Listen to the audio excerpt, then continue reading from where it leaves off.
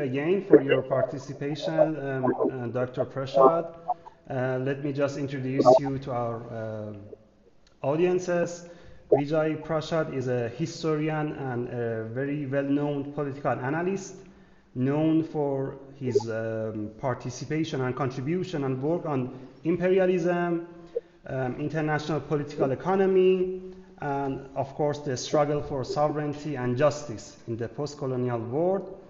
Vijay is the author of many books and is the executive director of Tricontinental Institute for Social Research.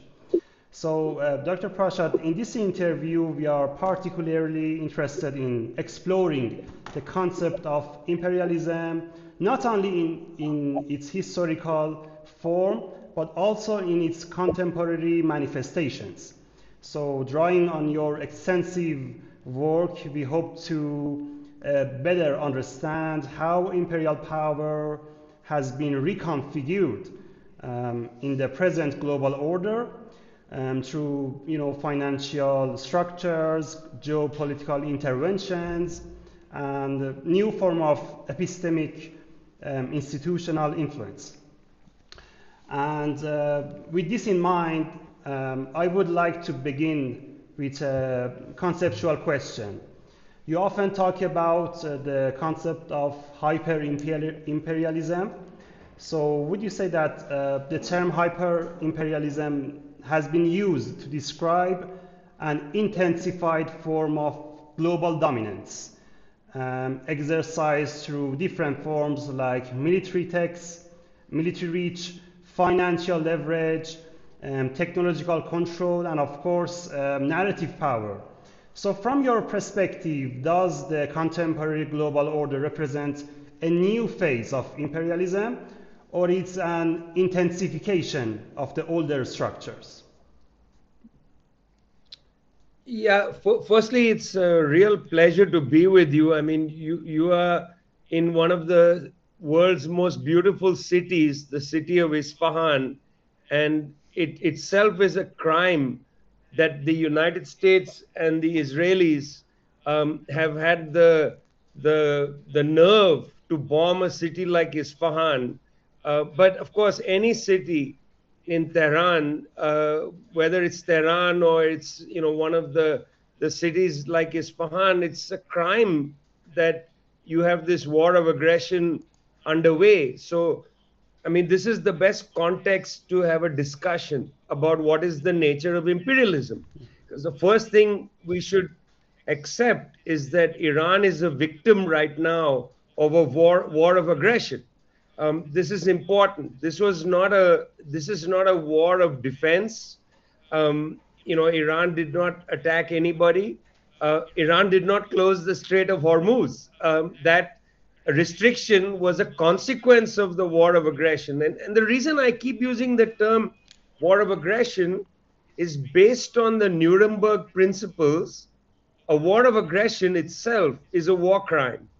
So if a country doesn't have a United Nations Security Council resolution that permits it to use military force, and if there is no evidence that the country has first been attacked and therefore has to defend itself, then it is a war of aggression. And a war of aggression by itself is a war crime. And so what the United States and Israel are conducting doesn't matter whether they bomb a school or they bomb a nuclear facility, a university, a hospital. It doesn't matter what they bomb.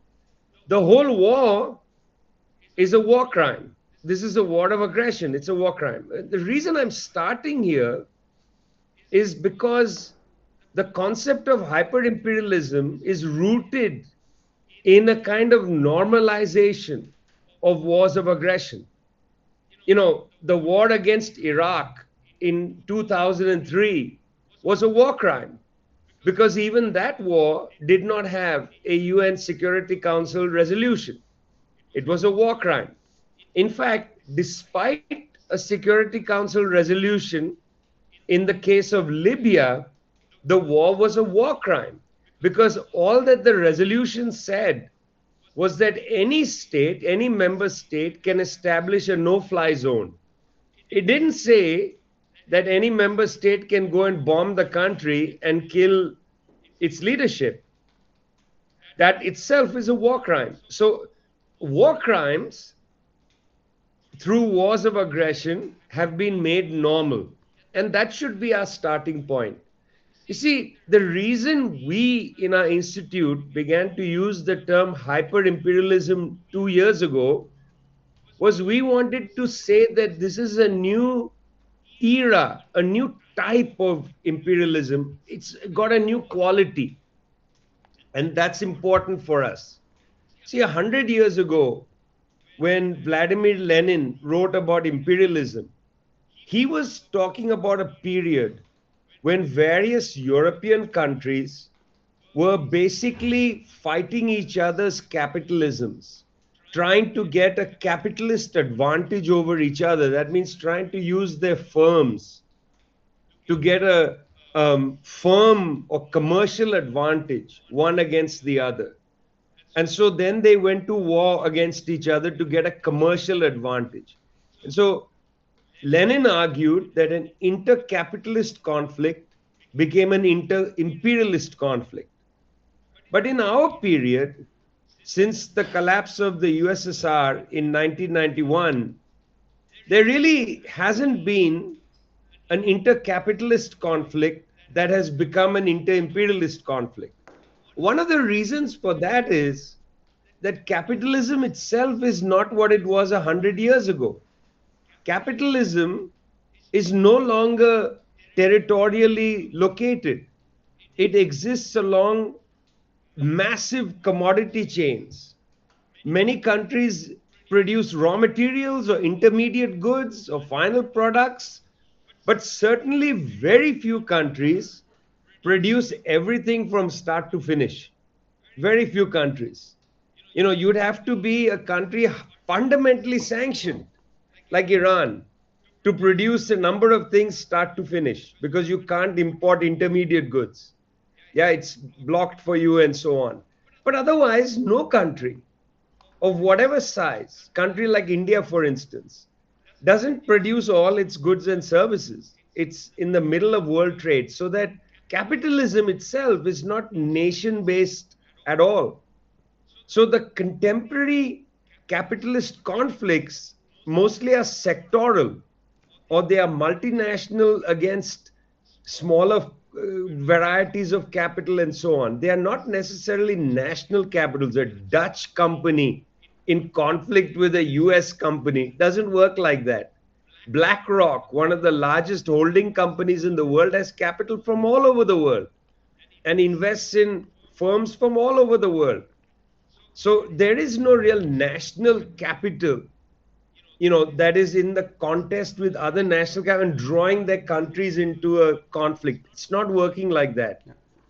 What you're seeing instead is you're seeing a country like the United States, which fashioned itself as the maintainer of global order, or at least order for the major multinational corporations, begin to use its power of all kinds across the spectrum to discipline countries that were not willing to allow their sovereignty to be compromised by multinational corporations and other entities.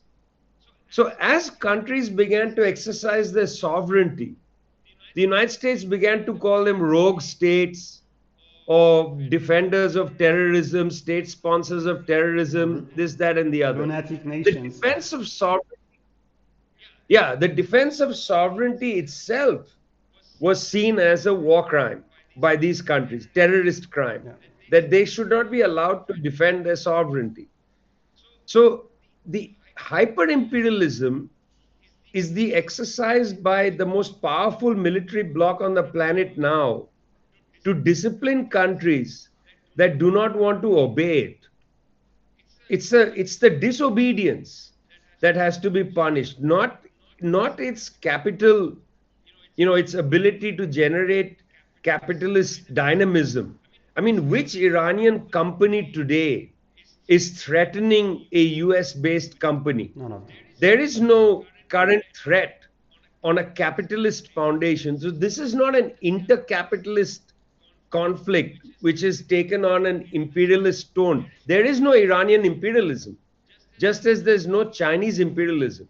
There is only hyper-imperialism. That is to say, the imperialism of the most powerful bloc that cannot tolerate disobedience.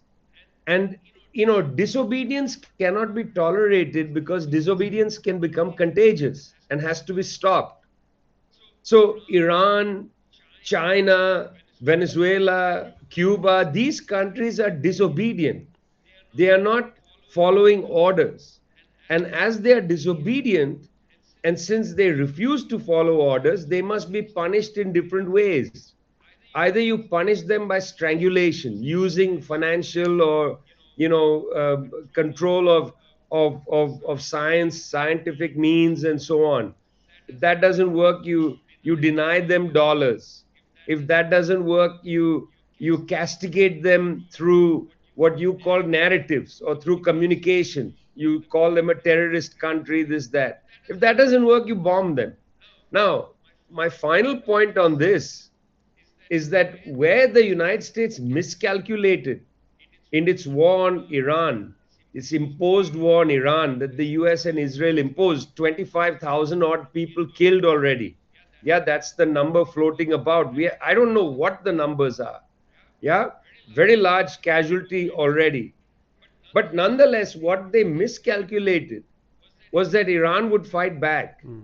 And I think this is the miscalculation not of Iran itself, but it's I mean, not of the Iranian state or Iranian technology and so on, but it's a miscalculation of the fact that this is the first country that a hyper-imperialism has attacked, which has had no colonial history. Iran was not colonized, just as China was not colonized. They were quote unquote semi-colonies. Yeah. So there is no history of subordination in Iran, just as there's no history in China. So the Iranian people have a different attitude to the West than, say, people in India or other places who had been subordinated. And this is a huge miscalculation on ideological grounds of the hyper-imperialists. Yeah. That was a fascinating interrogation, I would say. And what is very fascinating for me, as you mentioned, they are living in an atmosphere of hyper-imperialism, and within this atmosphere, they practice in a certain ways. For example, as you mentioned, they start to attack Iran, and they don't expect any form of resistance, as Donald Trump has said. So they are trapped in a narrative that they have made themselves. They don't expect any form of big resistance by a country that they have started to attack. And that's very, I think, fascinating. Let's move to the second question, which is about the financial empire. From territorial to financial empire. In the Poorer Nation, one of your best books, you have argued that the formal decolonization did not dismantle global hierarchies, but reorganize it through debt, through trade, rules, and different international institutions. So how should we understand the transition from territorial to empire, financial institution empire? Well, you see, firstly, it's not finance that deterritorializes, as it were. It's global trade. When you look at trade numbers, 100 years ago, most countries, were able to provide their goods and services within country. That's not because, they, in the end changed their needs or anything. It's just that as energy, structures changed, as the ability to move goods and services as well changed through computerization, satellites, and so on, it became cheaper and also easier to take care of your wants through global trade. And so now global trade is basically the norm for most countries. Most countries don't produce things that they used to previously produce in their own country. Like, for instance, I remember being in Syria 10 years ago and being surprised that Syria was importing biscuits from Turkey, thinking Syria, Syria is one of the places that you have evidence of biscuit manufacturing going back thousands of years. Why are you importing it from Turkey? Well, in the 21st century, it was cheaper to do it like that. That Turkish biscuit factories in Anatolia were selling packaged biscuits in Syria rather than having your neighborhood biscuit manufacturer, bake biscuits every morning and sell them to school children. Like, for instance, I used to experience as a child in India, where there used to be a neighborhood biscuit manufacturer who'd make biscuits and sell it from boxes on the street. That's been wiped out by the commodity trade, by packaged biscuits and so on. It's wiped it out globally. You don't see biscuit manufacturers in most countries anymore. Now it's packaged biscuits. I'm giving you a simple example. Another one is toothpaste. Every country should be able to make toothpaste, but we don't. We have certain countries specializing in toothpaste and so on. The theory of comparative advantage, in some areas has some sense. Okay, so the moment you have increased global trade, you need to have global currencies operate, because you need to reconcile trade at borders. And then you get the dominance of global currencies in economies around the world, the importance of having global currencies.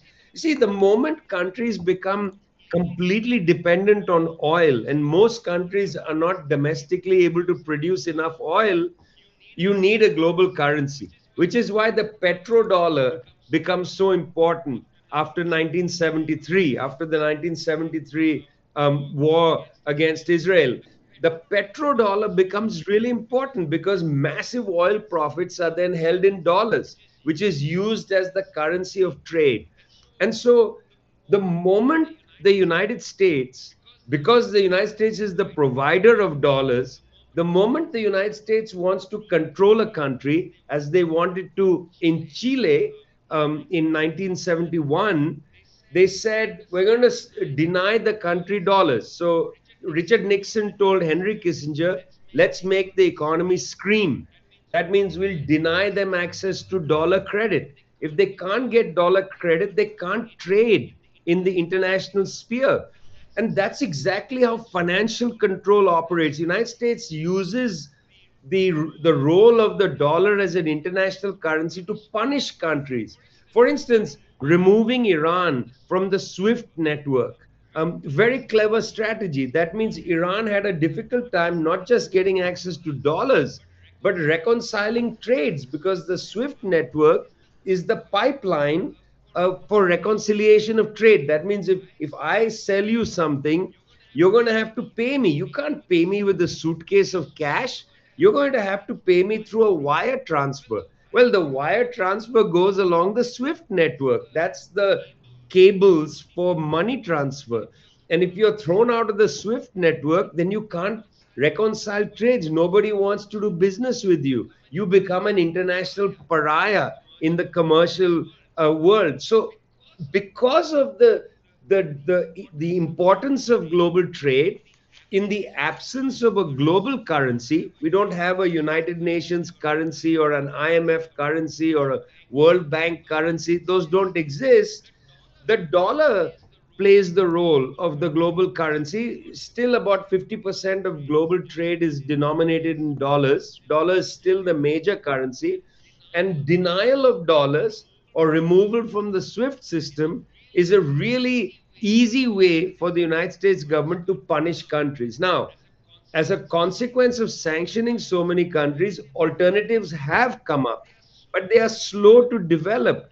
And there is no alternative to the dollar as the major reconciliation currency in the world. No other currency has come close to substituting for the dollar.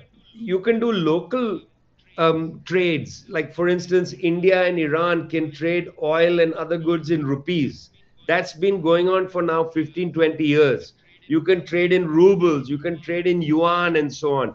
But the yuan is not ready to become the global currency because the Chinese government will not permit the end of capital controls. And thus far, we have a hard time imagining a currency with capital controls being treated with trust as the global currency. So there's no substitute for the dollar, even though the dollar is weakened in its role as the main currency of local trade. It's weakened, but it's still the dominant currency, and therefore it can still be used to punish countries. Thank you, Dr. Prashad. I have a personal view here.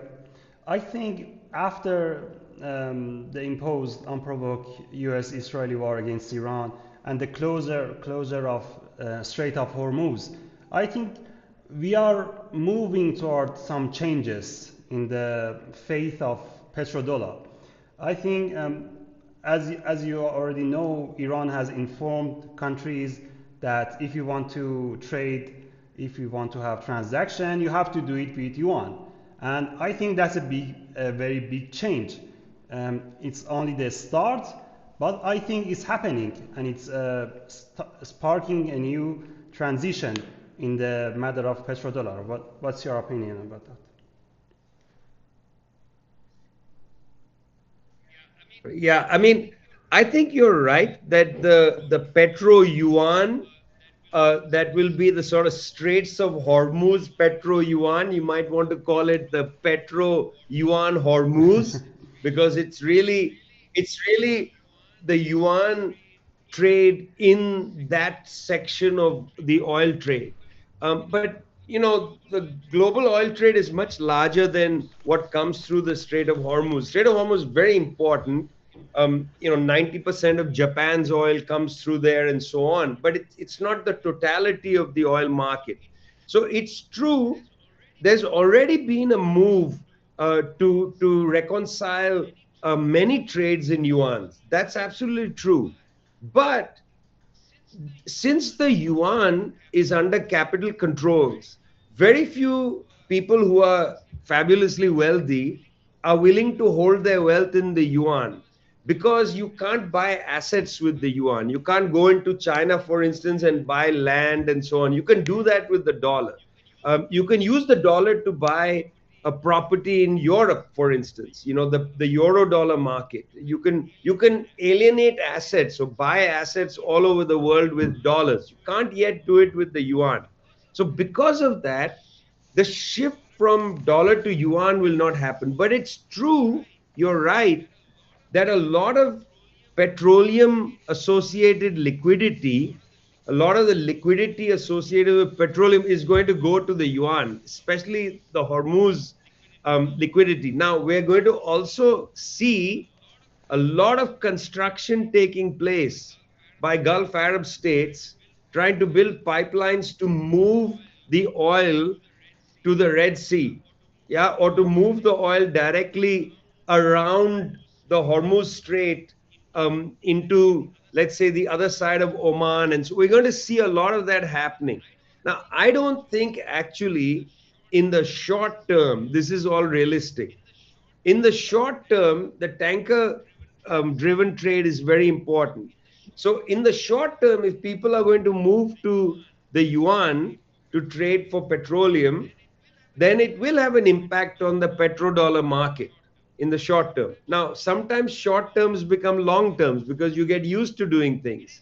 It is also the case that the People's Bank of China is running a currency swap scheme where I can, for instance, take my pesos. I can trade peso to yuan. Yeah, I can trade my goods from Argentina and get paid in yuan. Then I can take the yuan to the People's Bank of China and convert it to dollars. So it's also the case that the People's Bank of China might recycle the petro yuans back into dollars. And one of the reasons for that is the huge, enormous amount of dollars that's sitting in the world market. You don't have the Chinese printing so much yuan. They don't want to run an enormous deficit on their account, because that's also dangerous. Yeah, it hurts the sovereignty of China. So there may be some recycling taking place of the petro yuan trade or petro yuan Hormuz trade back into dollars. It could happen. One has to be prepared for that. You see, what the Iranian government has done in saying we'll allow yuan trades to go through is a political gesture. I don't think it's necessarily going to change the structure of dollar hegemony, but it's definitely a political gesture, and it's a very important political gesture. But changing the structure of dollar hegemony is a very complicated affair and difficult, because it has a lot to do with the fact that right now only the United States is willing to print so much more money outside, and without care of the deficit, and allow that those dollars to be outside the country. Most countries don't allow their currency to leave the country. You can't carry big amounts of Indian rupees outside India. It's illegal. It's not just it's absolutely illegal. Yeah, so you can't just carry suitcases of reals, for instance. I think it's illegal to take reals out of Iran. It's illegal to take rupees out of India, but it's not illegal to take dollars out of the US. So the dollar market is actually structured in such a way that there's huge disadvantages for the US people, but there's an enormous advantage for US hyper-imperialism. And I think this is something that the people in the United States need to understand, that the overseas dollar market, it affords enormous advantages to US hyper-imperialism, but it hurts the people in the United States, particularly if for some reason capital outside the US stops to buy bonds in the United States and the bond market collapses. That's a huge problem for the United States. And that's why Donald Trump is so sensitive to the issue of bond yields. You know that every time he makes a threat to Iran, he takes the threat back before the markets open, because he's worried about the bond yields. Because if the bond yield goes out of control, people will stop buying US Treasury bonds. And if they stop buying US Treasury bonds, the deficit is unmanageable. The US will have to buy its own deficit back. Yeah, I completely agree that one of the policy that Iranian have made during this war about the closure of Strait of Hormuz is kind of hard Americans, especially Donald Trump, in an epistemic way.